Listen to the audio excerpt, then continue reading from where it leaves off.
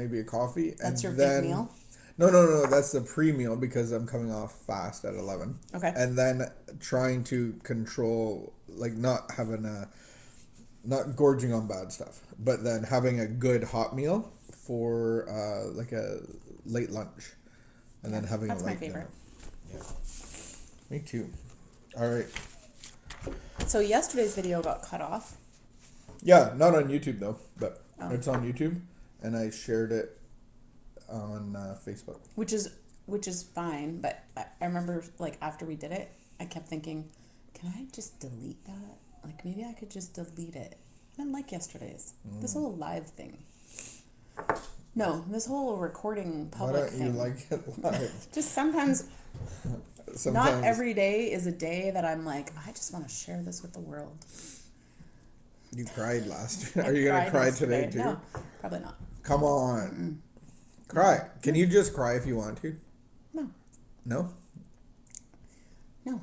But then I can't. No, there's people that can just cry. No, but I can't. Like just have tears, like actors and stuff. Sometimes I can't not cry if I don't want to. I think that's true with everybody. If there's a cause, like if you stub your toe, like you're going to cry. Or scream. So we'll get on July 5th. Yeah. This is the day after Canada Day. No, America Day. Independence Day. Yeah. July the 5th, our morning meditation and devotional that is leaking into the afternoon. Mm-hmm. This one is called Survivor's Guilt. We begin recovering. We begin taking care of ourselves. Our recovery program starts to work in our lives, and we begin to feel good about ourselves. Then it hits. Guilt.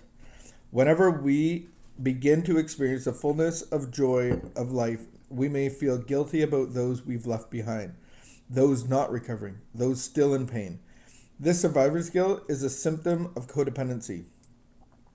We may think about the husband we've divorced who is still drinking. We may dwell on a child grown or adult still in pain. We may get a phone call from a non-recovering parent who relates his or her misery to us, and we feel pulled into their pain. How can we feel so happy, so good, when those we love are still in misery? Can we break away and lead satisfying lives despite their circumstances?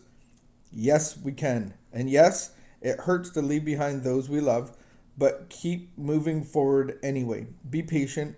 Other people's recovery is not our job. We cannot make them recover. We cannot make them happy. We may ask why we were chosen for a fuller life.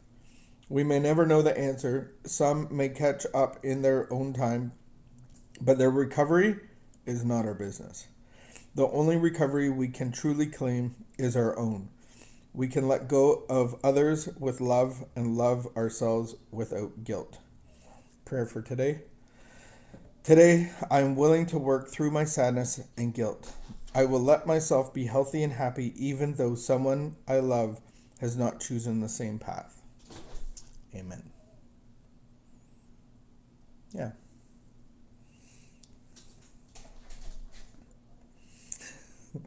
I think they're more talking about you. No, we have lots of people that are in recovery, and there's lots of people in pain and hurting. I don't feel guilty about it. I don't have that. I don't think I hold onto the survivor's guilt. There's people that I pray for that seem like they're in an endless pit. I think part of my job, our job of being in recovery and having the mandate of passing on the message, is that I have to be available for those that are looking to receive a message. And so I've kind of looked at that in light of COVID, of like really having to be available for people. So I think that it's not coming out of guilt of surviving, but it's coming out of the mandate that's been given to us of being available for people that need to hear the message. I think that we have a responsibility, not just passing on the message, but taking the message to somebody. I think we have a significant responsibility also to our children.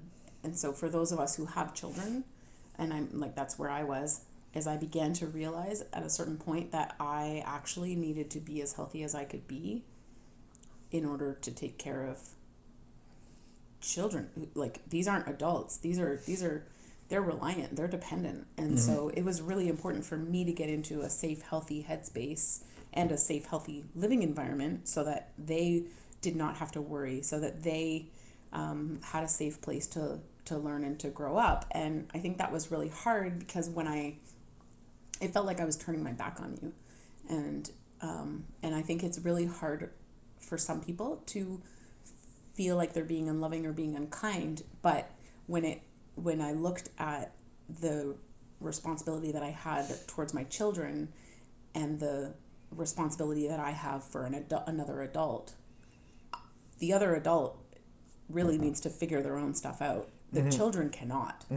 And it's not fair for me to deprive my son of a mother and a father because you know what I mean? Like, and so that was a big thing for me, and I think there was a lot of guilt there. Of becoming well, and not having codependent relationships with children, because that happens all the time. I felt really cold. And I'm glad only one of us did the cocaine and drank, because the children would not.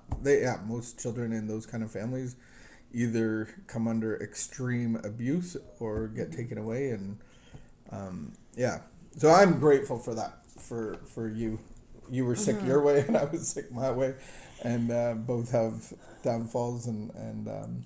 But I can also see, reading this right now and just the experience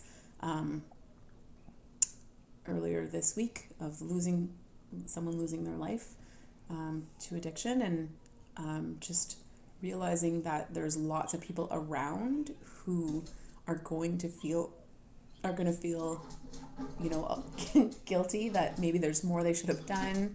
Oh my goodness, that dog. Just let him in. Let him in. You're on camera. Oops. That there's, people who are going to feel guilty. They're going to feel like they should have known. They should have done more. There's lots of questions. I feel like people feel responsible. And I think when we care about someone, that it's hard not to have that heavy heart of, we never wanted this to happen. So...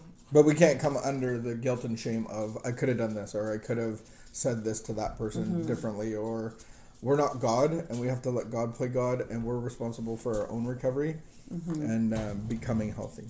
So let's leave it there, and just not coming under. Be grateful for what we have, and be grateful for the recovery that we have, and be grateful and thankful in those manners, and pray for people that are still stuck in addiction, still stuck in codependent behaviors, and what were we gonna say? No, I just had another thought, but that could take another whole 5 minutes. Oh, what's your thought? I'll let you know if it'll take 5 minutes. Oftentimes in codependency. That'll take 5 minutes. Oftentimes in codependency, one of the things that we realize that there's lots of people who are overly responsible and do more than what has been asked of them and what is necessary or what is required of them, and I think that over responsibility, lots of times, like, guilt plays into that, and so they do more,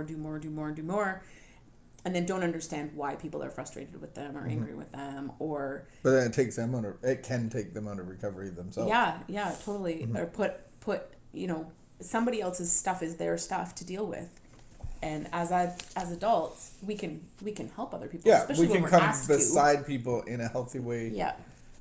But when I'm spinning out because someone else is spinning out, then I'm taking on something that's actually not mine to own. Yeah. Good. Amen. All right. 4:00. See you at 4:00 for Union City Church. Live. Facebook. YouTube. Hi, Lynn. Zoom. Hi, Andrea.